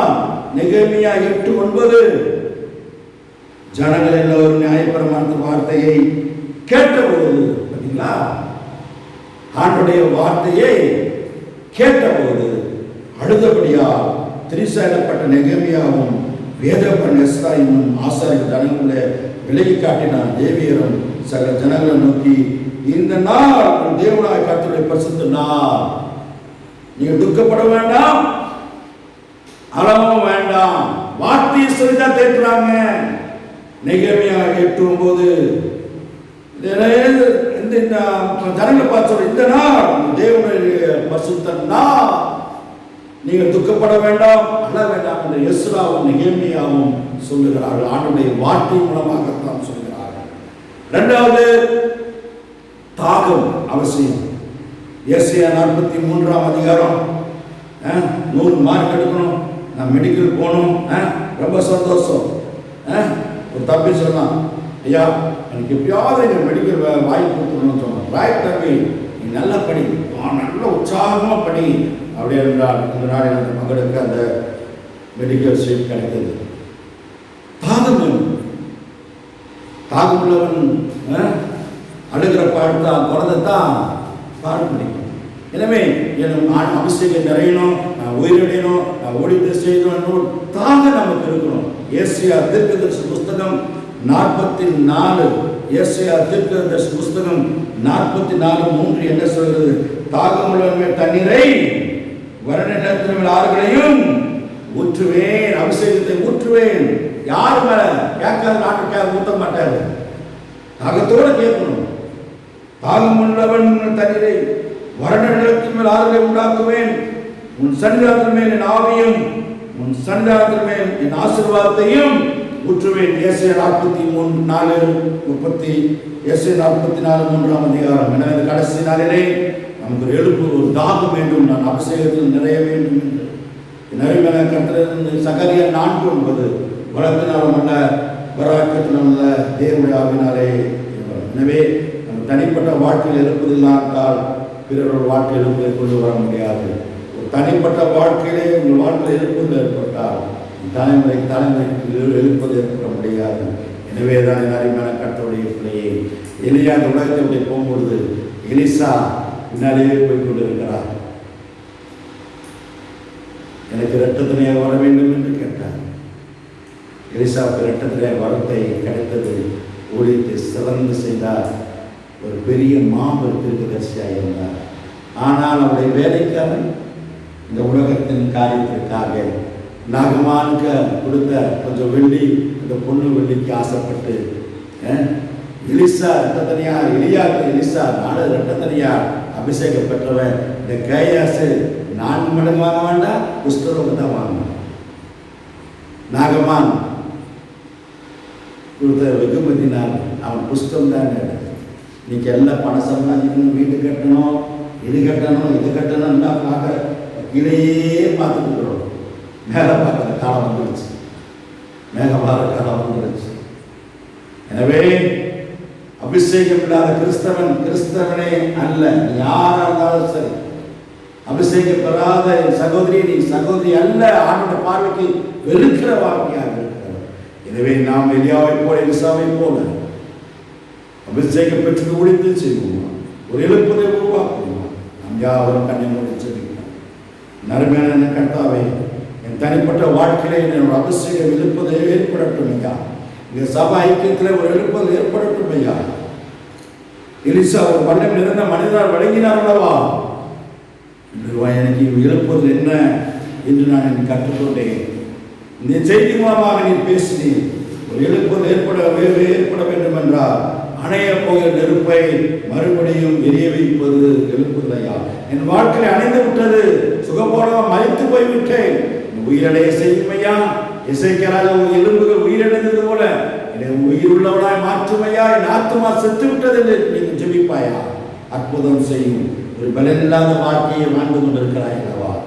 ஏதோ வாழ்ந்துட்டோம், அப்படி வாழக்கூடாது. வாழ்ந்த ஒரு வாழ்க்கை அது பலனுள்ள வாழ்க்கையா மாற்றுவதற்காக இருப்பது. கனியற்ற வாழ்க்கை எதற்கு உலகத்திலே வாழணும்? நான் நீங்கள்லாம் கனியற்ற வாழ்க்கையை பார்த்து அதை இயேசுவினுடைய ஆண்டவர் ஏற்றுக்கொள்ள வேண்டுமா? கனியற்ற வாழ்க்கை நிறைந்த வாழ்க்கையை மாற்ற வேண்டும். எழுப்புதல். வறண்டு போன வாழ்க்கை அது புத்துணர்ச்சி வாழ்க்கையாய் மாற்ற வேண்டும். சகோதரே சகோதரியே, குளிருமின்றி அனலுமின்றி இருப்பாய் என்றார். ரட்சிக்கப்படாமலும் ரட்சிக்கப்பட்டு ஏதோ கடமைக்காக எங்கள் தாத்தா பாட்டி அம்மா எல்லாம் கிறிஸ்தவன் சொல்லிவிட்டு அனலும் குளிரும் என்று இருப்பாய் என்றார். ஆண்டவன் வாயில் எடுத்து வாங்கி கொண்டு போகிறார். ஜெபிப்போம். எல்லாத்தையும் நேசத்தின் வழிநடத்தி வந்த தகப்பனே, இந்த நாளிலும் கூட நீர் எங்களோடு பேசுவதற்காக இருக்கிறோம். ஆண்டவரே, பிள்ளைகளுக்கு இந்த நாளிலே ஆத்துமா எல்லா ஆண்டவரே சாத்தான் எல்லா கண்களையும் உண்டாக்கி இருக்கிறான். அதனால் இந்த தேசத்திற்கு நியாயத்திற்கு வந்தது. ஆனால் எங்கள் சபையில் இருக்கிற ஒவ்வொரு மக்களும் எழுப்புதல் ஏற்பட வேண்டும், ஒவ்வொரு குடும்பங்களும் ஏற்பட வேண்டும். எங்கள் திருச்சபை எழுப்புதல் அக்கறை எரிய வேண்டும். அநேக புறச்சாதிகள் ஆலயத்திற்கு வர வேண்டும், அற்புதம் நடக்க வேண்டும், விசுவாசத்தை துரத்த வேண்டும், ஆண்டவரே வியாதிகள் குணமாக்க வேண்டும். ஆண்டவரே அக்கறை அபிஷேகத்தை போட வந்தேன் என்று சொன்னது போல எழுப்புதல் ஏற்பட கருத்து செய்வது. ஆண்டவரை குறைகளை மன்னிக்கிறோம். ஆண்டவராக இயேசு நாமத்தினாலே ஆமென். நம் யாவரும் எழுந்து அப்போஸ்தலர் விசுவாச பிரமாணத்தை நாம் சொல்லுவோம். அப்போஸ்தலர் விசுவாச பிரமாணத்தை நாம் யாவரும் சேர்ந்து சொல்லுவோம். வானத்தையும் பூமியும் படைத்த சர்வபிதாவாகிய விசுவாசிக்கிறேன். அவருடைய விசுவாசிக்கிறேன். அவர் பரிசுத்த பதிவிழாத்து காலத்தில் பாடப்பட்டார். மூன்றாம் நாள் மட்டும் இருந்தார். பரமனது பேரை சர்வர்களார். அவர் உயிர் மற்றும் மாற்றி வருவார். பரிசுத்தவானை விசுவாசிக்கிறேன். ஐக்கியம் பாவம் விசுவாசிக்கிறேன். ஆமென். அல்லேலூயா. அமரவும். இப்படிப்பட்ட ஆறுதலோடு கர்த்தருடைய வழிநடத்த கட்டத்தில் செய்வதாக சபைகளுடைய சில முக்கியமான அறிவிப்புகள். நேற்று தினத்திலே ஆலயத்தில் வந்து உட்கார்ந்து கொண்டிருந்தேன். அநேகர் வந்து சந்தாக்களை காணிக்கைகள் செலுத்தினீர்கள், பாராட்டுகிறேன். இந்த மாதம் 30ஆம் தேதி வியாழக்கிழமை அவிதமாய் 5 மணியிலிருந்து 7 மணி வரை நான் இந்த ஆலயத்தில் ஜான் சர்ச்சில் இருப்பேன். உங்களுடைய பாக்கிகளையும் சந்த பாக்கிகளையும் நீங்கள் செலுத்தி முடித்து தாங்கும்படி ஒரு அன்புடன் கேட்டுக்கொள்கிறோம். இல்லை யாராவது கடன் கொடுக்குறேன்னு சொன்னாலும் கொடுங்க ஐயா, அம்மா கொடுங்கம்மா, ஏன்னா 2 லட்சம் எனக்கு வேணுமா, ஏன்னா இந்த நகைக்கு இடம் வாங்கிறதுக்கு நாங்கள் என்ன பண்ணணும், அந்த நகை திருப்பி தரணும், 2 லட்சம் தேவைப்படுது, யாராவது கொடுக்கணுன்னா நாங்கள் கேட்குறோமா, ஐயா அம்மா கொடுங்கம்மா, தேவன் நாம் மையப்படுத்திட்டோம். எவ்வளோ சீக்கிரம் ஆலயம் முடிஞ்ச பிறகோ அந்த பணத்தை நாங்கள் திருப்பி கொடுத்துறோம். கர்த்தர் அபதமாய் ஆசீர்வதிப்பாரம்மா, ஆசீர்வதிப்பார் ஐயா. கடவுளை பேசுவார் என்றால் நீங்கள் உதவி செய்ய ஐயா. கடவுளை அற்புதம் செய்யட்டும். இந்த கர்த்தர் ஆசீர்வதிக்கட்டும்.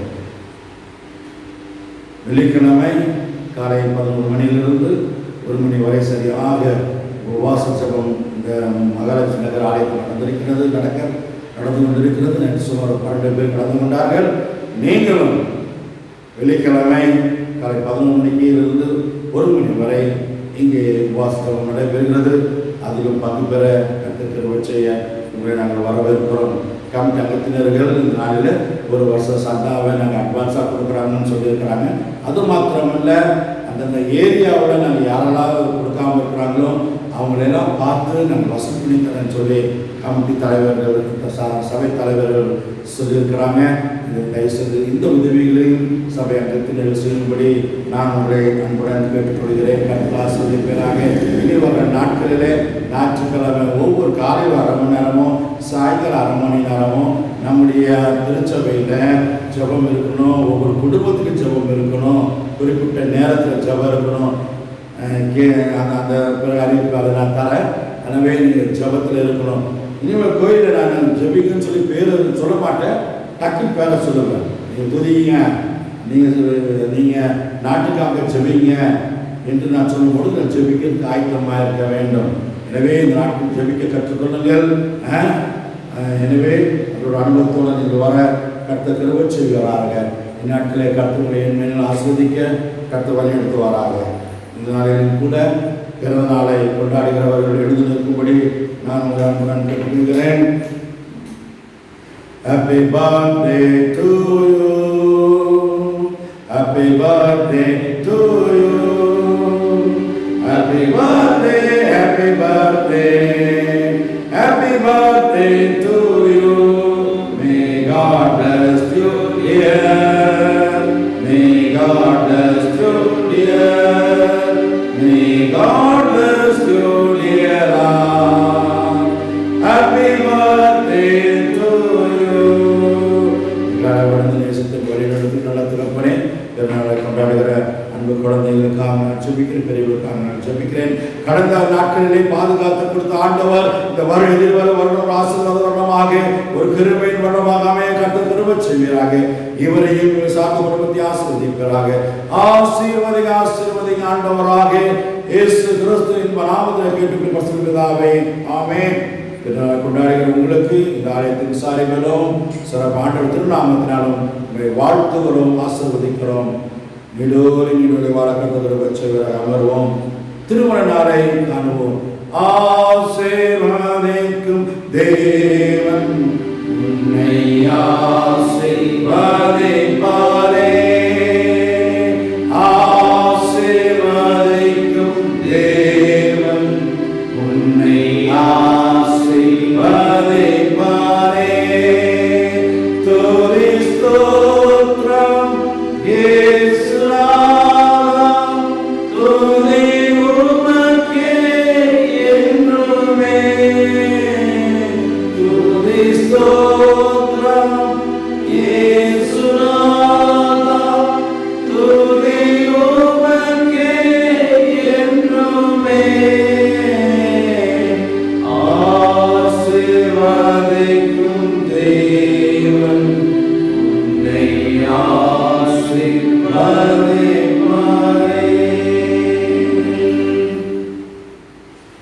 கீர்த்தனை 808 கீர்த்தனை ஏற்றுக்கொண்டரும் தேவா. இப்போ ஏழு ஜெபத்தை இயேசுவின் மூலம் என்ற முதல் கவியும் முதல் கவியும் 4வது கவியும் பாடப்படும். ஏற்றுக்கொண்டரும் தேவா. இப்போது ஏழின் ஜெபத்தை இயேசுவின் மூலம் என்ற பாடல் முதல் கவியும் முதல் சரணம் 4வது சரணம் பாடும்பொழுது ஆண்டவருக்கு காணிக்கை சொல்கிறோம்.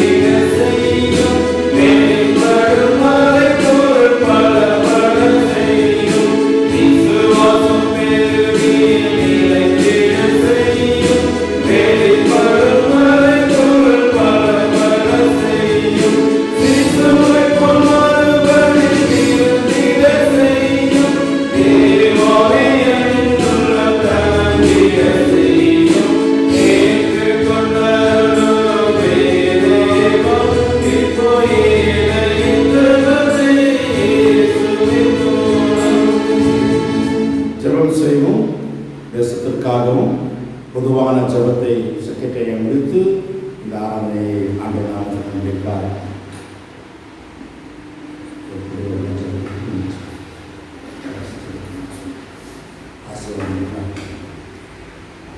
இருக்கிற இடத்திலே தேவனுடைய வார்த்தைகளை கேட்டு நாம் இருக்கிற இடத்திலே அந்த முழங்கால் முடக்கி தேவனுடைய சமூகத்திலே பயபக்தியோடு கூட ஒரு சில காரியங்களுக்காக நாம் ஜெபம் பண்ண போகிறோம். Thank you my Jesus. ஹல்லேலூயா. நம்முடைய இந்திய தேசத்துக்காகவும் ஹல்லேலூயா சகலவித இன்னும் பல காரியங்களுக்காக நாம் ஜெபிக்க போகிறோம். நம்முடைய கொரோனா நோயினால் பாதிக்கப்பட்டவர்கள், டிப்ரெஷனால மனநலம் பாதிக்கப்பட்டது நிமித்தமாக அநேக பேர் தற்கொலைக்கு நேராக போய்கொண்டிருக்க நாம் அறிந்து கொண்டிருக்கிறோம். நமக்கு ஒன்றும் வரவில்லையே, ஏன் இப்படிப்பட்டதான காரியங்களுக்கு நாம் செபிக்க வேண்டும் என்று சொல்லி நிர்விசரமாய் இருக்கிற சகோதர சகோதரர்களே, சபையாரே, இவர்களுக்காக நாம் ஜெபிக்க வேண்டும். பாரத்தோடு கூட நாம் ஜெபிக்க வேண்டும். எனவே கொரோனா நோயினாலே பாதிக்கப்பட்ட கர்த்தருடைய பிள்ளைகள், இனிமாய் கர்த்தரை அறியாத பிள்ளைகள், இவ்விதமான இந்த மனநலத்துக்காக பாதிக்கப்படாதபடி தேவனாய் கர்த்தர் அவர்களுக்கு சீக்கிரமாக அவன் சமாதானத்தை கொடுத்து சீக்கிரம் அந்த கொரோனா நோயிலிருந்து அவன் விடுதலை பெற அவர்களின் பாதுகாப்புக்காக நான் ஜெபிக்க போகிறோம். அது மாத்திரமல்ல, கொரோனா நோயினுடைய பாதிக்கப்பட்ட குடும்பங்களில் சந்தோஷத்தை இழந்து சமாதானத்தை இழந்து சுற்றி இருக்கிற அவன் அநேக உறவினர்கள் என்னை இவ்விதமாய் கேவலமாய் பார்க்கிறவர்களே, கொரோனா நோய் பாதிக்கப்பட்டவர்கள் என்று சொல்லி புறமையை ஒதுக்கப்பட்டதான ஒரு காலகட்டத்திலாய் நாம் வாழ்ந்து கொண்டு இருக்கிறோம். எனவே இப்படிப்பட்டதான அவன் மனநலம் பாதிக்கப்பட்ட குடும்பங்களிலே தேவனா கர்த்தர் ஆற்றி தேற்றி சமாதானத்தை கொடுக்க வேண்டும். அவன் சுற்றால் உறவினத்தால் யாவரும் ஒரு புறம்பே தள்ளாதபடி தேவனா கர்த்ததாமே உறவுகளிலே சீரடைய தேவனா கர்த்தர் பாரத்தோடு அந்த காரியத்தை நான் ஜெபிக்க போகிறேன். மாத்திரமல்ல, இந்த கொரோனாவுடைய வைரஸ் கிருமியோட தாக்கத்து நிமித்தமாக நம்முடைய இந்திய தேசத்திலே ஏன் நம்மை சுற்றி இருக்கிற அமெரிக்கா இனிமேல் அநேக வெளிநாடுகளிலே வேலையை இழந்து இனி என்ன செய்வது என்று சொல்லி தவித்துக் கொண்டிருக்கிறதான அநேக பட்டதாரிகள் வீதிக்கு வந்ததான இந்த காலகட்டத்தில் நாம் வாழ்ந்து கொண்டிருக்கிறோம். எனவே வேலையை இழந்து பாதிக்கப்பட்டதான குடும்பங்களிலே தேவனுக்கு நல்ல வேலை வாய்ப்புகளை உருவாக்கி கொடுத்து குடும்பங்களிலே அவன் சமாதானம் உண்டாகும், அவன் குடும்பங்களுடைய தேவைகள் சந்திக்கப்பட இந்த காரியத்துக்காக நாம் ஜெபிக்க போகிறோம். இனிமாய் திருச்சபைகள் மத்தியில எழுப்புதல் தீ பற்றி எறிய வேண்டும். கடைசி நாட்களிலே வாழ்ந்து கொண்டிருக்கிறதான நாம் போய்கொண்டிருக்கிற திருச்சபையிலே சிறியோர் மேலும் பெரியோர் மேலும் வாலிபர் மேலும் வாலிப பிள்ளைகள் மேலும் பெரியோர் மேலும் யாவரும் தேவனுடைய அக்கினியை தேவனாய் கற்று ஊற்ற வேண்டும்.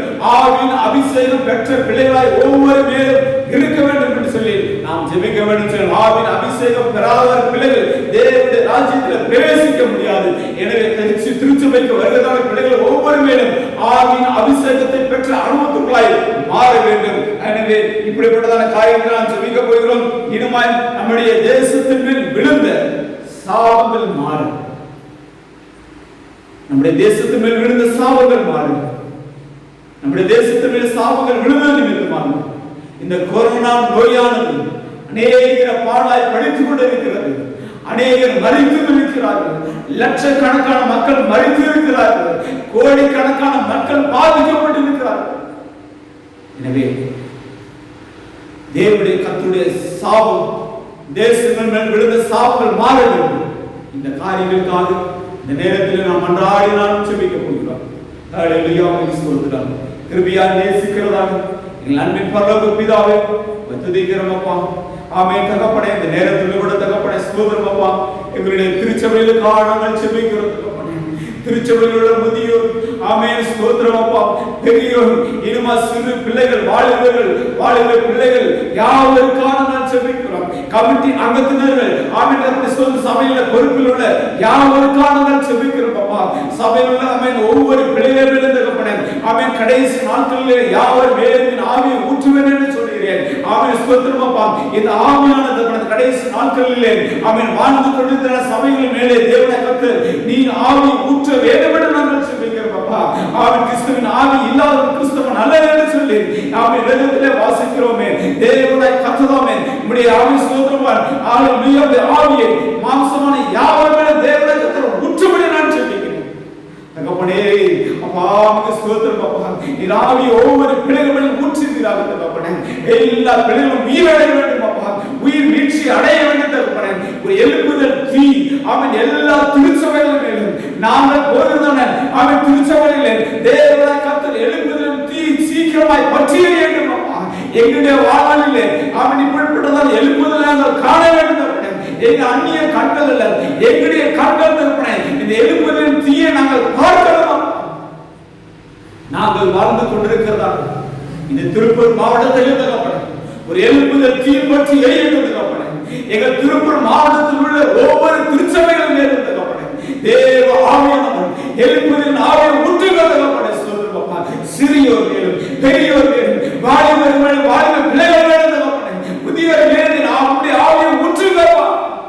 எல்லா பிள்ளைகளும் உயிரடைய வேண்டும் தகப்பனே. அவன் செத்து கிடக்கிறவன் கிறிஸ்தவன் என்று சொல்லிய தகப்பனே, செத்து கிடக்கிறவன் செத்து கிடக்கிறவன் யாவரையும் தகப்பனே தேவனுக்கு உயிரை செய்கிறார்கள். ஹல்லேலூயா, உமக்கு ஸ்தோத்திரம். எலியாவுக்கு கொடுத்த வல்லமையை தகப்பனே ஒவ்வொரு திருச்சபையில் உள்ள பிள்ளைகளுக்கு தேவனாக கொடுப்பீரார்கள். ஆவின் வரங்களை கொடுத்து தகப்பனே ஸ்தோத்திரம் அப்பா, ஆவின் வரங்களை கொடுத்து தகப்பனே உம்முடைய ஊழியத்தில் செய்கிற பிள்ளைகளை தேவனாக மாற்றும்படி நான் சொல்லிக்கிறேன் தகப்பனே. ஸ்தோத்திரம் அப்பா, கடைசி நாட்களிலே தகப்பனே அம்மாவுக்கு ஸ்தோத்திரம். வருகை வெகு சீக்கிரமாக இருக்கிறதப்பா. அவன் சபையை அவன் நியாயம் தீர்க்கிறான கர்த்தர் நீர் தகப்பனே. முதலாவது தகப்பனே சபையில் உள்ள பிள்ளைகளை தகப்பனே தேவனாக நீதியாய் நியாயம் தீர்க்க போகிறீர் என்பதை அறிகிறோம் அப்பா. நாங்கள் சபையிலே எவ்விதமாக நடந்து கொண்டோம், இப்பொழுது எவ்விதமாக நடந்து கொண்டிருக்கிறோம் அப்பா. எங்களுடைய வாழ்க்கையில் நம்ம கரத்தில் ஒப்பு கொடுக்கிறோம் அப்பா.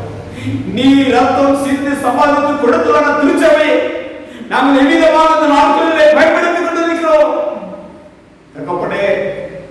தன்னையே சிலுவையிலே ஒப்பு கொடுத்து தகப்பனே, தன்னை ஒரு சொட்டு ரத்தம் இல்லாதபடி தகப்பனே இந்த பூமியிலே சிந்தி தகப்பனே அநேக திருச்சபைகளை உமக்கான வைராக்கியமாய் வாழ்ந்த அப்போஸ்தலர்கள் உலகமெங்கும் பரவி திருச்சபையுடைய விதைகளை விதைத்தார்கள். அந்த விதைகள் நாட்களிலே எவ்விதமாய் பெருகி இருக்கிறது தகப்பனே. நாங்கள் தகப்பனே இனி வரும் நாட்களில் நிர்விசனமாய் இராதபடி, என் குடும்பம் என் குலங்கள் என்று சொல்லி இருக்காதபடி தகப்பனே உம்முடைய ராஜ்யத்தினுடைய சுவிசேஷத்தை எங்கும் பிரசித்தப்படுத்துகிற திருச்சபையாய் மாற்றுங்க. எங்களை திருச்சபை மாத்திரமல்ல, எங்கள் திருப்பூர் மாவட்டத்தில் ஒவ்வொரு திருச்சபையிலும் மாற்றும்படி நான் சொல்லிக்கிறேன். குறிப்பாக எங்களை கோவை திருமண்டலம் தகப்பனே அவன் எழுப்பதை பற்றி எரிகிற திருமண்டலமாய் மாறட்டும். திருமண்டலத்திலே காணப்படுகிறதான எல்லா குறைகளும் தேவனாக மாற்றி கொடுக்க தகப்பனே. எந்த நோக்கத்திற்காக தகப்பனே சபையை உருவாக்கினீரோ அந்த நோக்கத்தை நிறைவேற்றுகிற திருமண்டலமாய் மாற்றி கொடுக்க தகப்பனே. எங்களை பிசப்பையாவை ஆசீர்வதிங்க. ஆமென் ஸ்தோத்திரம். எங்கள் திருமண்டலத்தை நடத்துவதான ஒவ்வொரு தகப்பனே ஸ்தோத்திரம். நிர்வாகிகளுக்காக நான் செபிக்கிறோம். நல்ல ஞானத்தை கொடுப்பீரார்கள். திருச்சபையில் குறித்த தரிசனத்தை கொடுப்பீரார்கள். தரிசனம் இல்லாத இடம் சீர்கெட்டு போகும் என்று சொல்லி ஒவ்வொரு திருச்சபையிலும் ஒரு தரிசனத்தோடு கூட செயல்படக்கூடிய திருச்சபையை மாற்றுங்க தகப்பனே. தரிசனம் இல்லாதபடி தகப்பனே நிர்விசாரமாய் சபைகள் போய்கொண்டிருக்கிறது. உம்முடைய தரிசனத்தை எல்லா பிள்ளைகளும் முற்றப்படணும். உமக்காக ஊழியம் செய்த அப்போஸ்தலர்கள் எவ்விதமாய் மரித்தார்கள் என்று சொல்லி நாம் அறிந்திருக்கிறோம். அதனுடைய காரியங்கள் எல்லாம் இப்படி வீணாய் போய் கொண்டிருக்கிறது தகப்பனே. இந்த காரியத்தின் நிமித்தமாக நாங்கள் செய்த பல்லாப்பின் நிமித்தமாக நிர்விசனமாய் இருந்தது நிமித்தமாக எங்கள் தேசத்தின் மேலும் மாத்திரமல்ல எங்கள் தேசத்தை சுற்றி இருக்கிற எல்லா தேசங்கள் மேலும் சாபம் விழுந்திருக்கிறது. கொரோனா என்பதான வைரஸ் கிருமியை அனுப்பி உலகம் திகைத்துக் கொண்டிருக்கிறது. என்ன செய்வது, இந்த கிருமியை எப்படி ஒழிப்பது என்று சொல்லி விழி பிடித்துக் கொண்டிருக்கிறது. உலக ஞானங்களால் வெட்கப்பட்டு போய்கிறது. அநேக விஞ்ஞானிகளுடைய ஞானங்களாம் ஒன்றுமில்லாமல் போயிருக்கிறார்கள் தகப்பனே. ஞானிகளை வெட்கப்படுத்தபடி தகப்பனை பிள்ளைகளாக எங்களை தெரிந்து கொண்டேன். ஆமென் ஸ்தோத்திரம் அப்பா. எங்கள் நிமித்தமாக மன்றாடி நேரத்தில் நாங்கள் செபிக்கிறோம். தேசத்தின் மேல் விழுந்த சாபங்கள் எல்லாம் தகப்பனே இப்பொழுதே மாறட்டும். எங்களை முழுவதுமாக சமூகத்தை நாங்கள் ஒப்புக்கொண்டு நாங்கள் செபிக்கிறோம். எங்களை பாவத்தை எல்லாம் மன்னித்து, எங்களை அக்கிரமத்தை எல்லாம் மன்னித்து, எங்களை நிர்திசாரங்களை எல்லாம் மன்னித்து உமக்கு நேராக திசை திருப்புகிறோம். எங்கள் நிமித்தமாக விழுந்த சாபத்தை எல்லாம் மாற்றுங்கள்.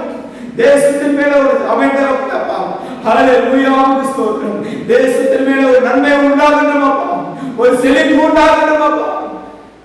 இது நிமித்தமாக தகப்பனே அநேக தேசங்களிலே வேலை இழந்து கஷ்டப்படுகிற அநேக குடும்பங்கள் உண்டு. வேலையை இழந்து விட்டன. எங்கள் குடும்பத்தினை எப்படி நடத்துவது, எங்கள் குழந்தைகளை எப்படி படிக்க வயதான ஒவ்வொரு குடும்பங்களுக்காக ஜெபிக்கிறோம். வேலை இழந்து காணப்படுகிறாங்க ஒவ்வொரு குடும்பங்களுக்கும், ஒவ்வொரு தகப்பன்மார்களுக்கும் தேவனை கத்த நல்ல வேலை வாய்ப்பை ஏற்படுத்திக் கொடுங்க.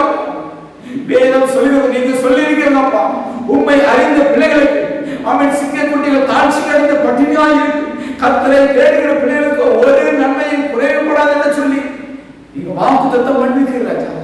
உண்மை அறிந்த பிள்ளைகளுக்கு அப்படி எந்த வேலை இழப்புமே வரக்கூடாது. அவர் நல்ல வேலை வாய்ப்புகளை ஏற்படுத்தி கொடுக்க கர்த்தர் நல்லவர் என்பதை அநேக மத்தியில் சாட்சி சொல்லணும். அவிதமாக நல்ல வேலை வாய்ப்புகளை உருவாக்கி கொடுக்கப்பா. ஹல்லேலூயா, ஸ்தோத்திரம். இனுமாய் தகப்பனே ஸ்தோத்திரம் அப்பா.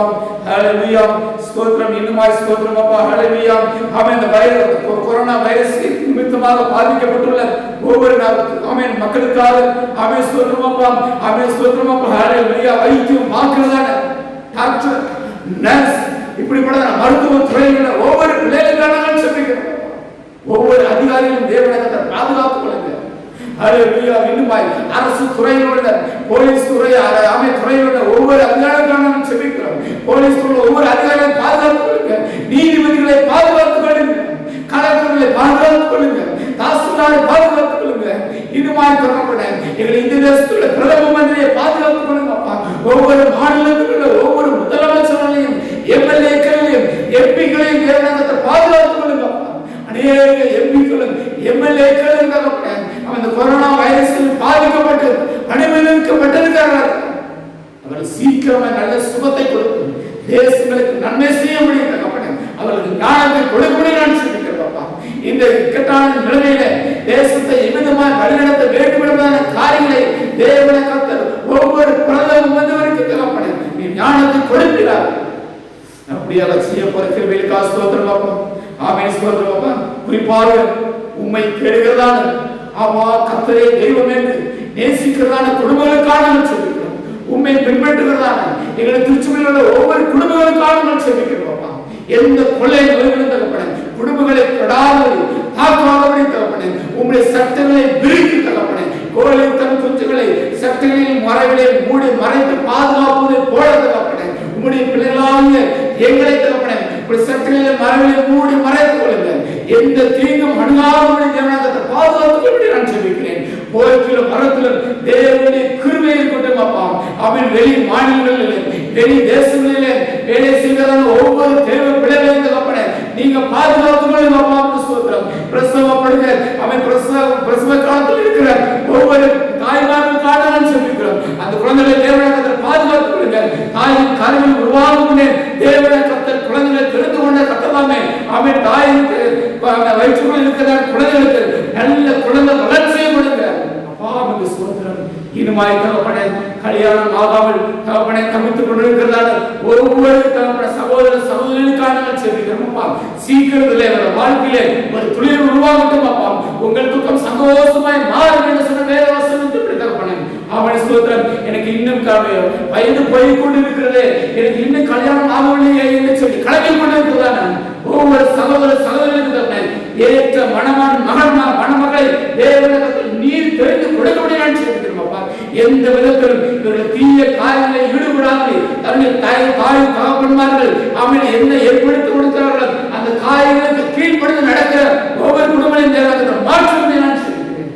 அப்படியே லட்சியப்பன் கிருபைக்காக ஸ்தோத்திரம். குறிப்பாக சிறு குழந்தைகளுக்கான சொல்லிக்கிறோம். சிறு குழந்தைகளை தேவனிடத்தில் பாதுகாத்துக் கொள்ளுங்க.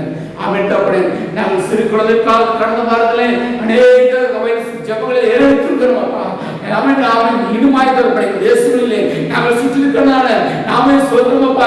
மாவட்டத்திலே இனுமாய்க்கப்பட இப்படிப்பட்ட சிறு பிள்ளைகள் மேல அநேக ஆவியானது பரவி இருக்கிறார்கள்.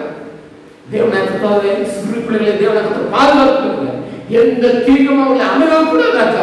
வாலிப பிராயத்திலே உன் சிருஷ்டிகரை நினை, தீங்கு நாட்கள் வராததுக்கு முன்னே உன் சிருஷ்டிகரை நினை என்று சொன்ன வேதத்திலே பிரமாக தகப்பனே தீங்கு நாட்கள் வராததுக்கு முன்னமே தகப்பனே உண்மை அதிகமாய் தேடுகிற பிள்ளைகளாய் ஒவ்வொரு பிள்ளைகளையும் தேவனாக மாற்றமே நான் சொல்லிக்கிறேன். திருச்சபையிலுள்ள ஒவ்வொரு பிள்ளைகளும் பேராய் நீங்கள் ஆசீர்வதிங்க, பாதுகாத்துக் கொள்ளுங்க. இந்த வாரம் முழுவதும் தேவனிடத்தில் நீங்க நடத்துங்க. வீட்டினுடைய அப்பத்தையும் தண்ணீரும் தேவனிடத்தில் ஆசீர்வதிப்படி நான் சொல்லிக்கிறேன் அப்பா. நல்ல வேலை வாய்ப்புகளை உருவாக்கி கொடுங்க. வேலை செய்வது தகப்பனே. இனிமாய் தகப்பனே ஸ்தோத்திரம் அப்பா. நோய்வாய்ப்பட்டு அவன் வெளியிலே இருக்கிறதான அவன் ஆகாரத்துக்கு கொடுக்கிற ஒவ்வொரு பிள்ளைகளுக்கான ஜெபிக்கிறோம் அப்பா. ஹல்லேலூயா ஸ்தோத்திரம். இப்பொழுது இந்த கரத்தை நீட்டி யாரெல்லாம் நோயினாலே பாதிக்கப்பட்டிருக்கிறார்கள் அந்த இடத்திலே கரங்களை வைத்து நாங்கள் ஜெபிக்கிறோம் அப்பா. இப்பொழுது படுக்கையை மாற்றி தகப்பனே அவன் சுகமாய் தேவனுக்கு சுகத்தை கொடுத்து ஆசீர்வதிப்படி நான் ஜெபிக்கிறேன். பெரிய காரியத்தை செய்யுங்க. இனிமாய் தகப்பனே எங்களே ஆலயத்திலே ஊழியத்தில் செய்து கொண்டிருக்கிறான எங்கள் ஐயாவுக்கான நாங்கள் ஜெபிக்கிறோம் அப்பா. இந்த வயதான நாட்களிலே நல்ல ஆரோக்கியத்தை கொடுத்து தகப்பனே நல்ல உடலிலே அவன் எந்த பலவீனமும் தாக்காதபடி தேவனுக்கு பூரண ஆயுசு நாட்களை கூட்டி கொடுத்து இப்படி ராஜ்யத்தின் சுவிசேஷத்தை இன்னும் வல்லமையாய் பிரசிக்கக்கூடிய பலவீன ஜனங்களுக்கு கொடுப்படி நான் ஜெபிக்கிறேன். பெரிய காரியத்தை செய்யுங்க. நீங்க வழிநடத்துங்க. இந்த வாரம் முழுவதும் தேவனுடைய கரம் எங்களை வழிநடத்தும். பாதத்தில் கொடுத்தல் செலுத்துகிறோம். துதி கன மகிமையெல்லாம் செலுத்துகிறோம். மீட்பர் இயேசு என்ற நாமத்தில் ஜெபிக்கிறோம் எங்கள் ஜீவனுள்ள நல்ல பிதாவே. பரமண்டல பிதாவே, உம்முடைய நாமம் பரிசுத்தப்படுவதாக, உம்முடைய ராஜ்யம் வருவதாக, உம்முடைய சித்தம் செய்யப்படுவதாக. அன்றாட பதவிகளை தாரும். எங்கள் விரோதமாய் பிரசனம் பண்ணி குற்றமணியும் இலசோடு பிரவேசிக்கப்படாத சித்தம் கொள்ளாம். ராஜ்யம் வல்லமை மகிமை நினைக்க முடியவில்லை. ஆமென். தேவனுடைய ஆசீர்வாதம். நீ பயப்படாத, கலங்காதே. நான் தேவன் உன்னை பலப்படுத்த சகாயம் பண்ணி என் நேரத்தில் தாங்குவேன் என்று சொன்ன எங்கள் ஆண்டவராக இயேசு கிருபையும் பிதாவின் பரிசுத்தத்தால் வழிநடத்தலாம். சிறப்பாய் பரிசுத்தமானவர்களோடும் வயதான பெற்றோரோடும் ஆண்டவரே குழந்தைகளோடும் இது வரலாற்றுக்குள் கத்துக்கரம் என்றும் எப்போதும் இருப்பாராக. ஆமென்.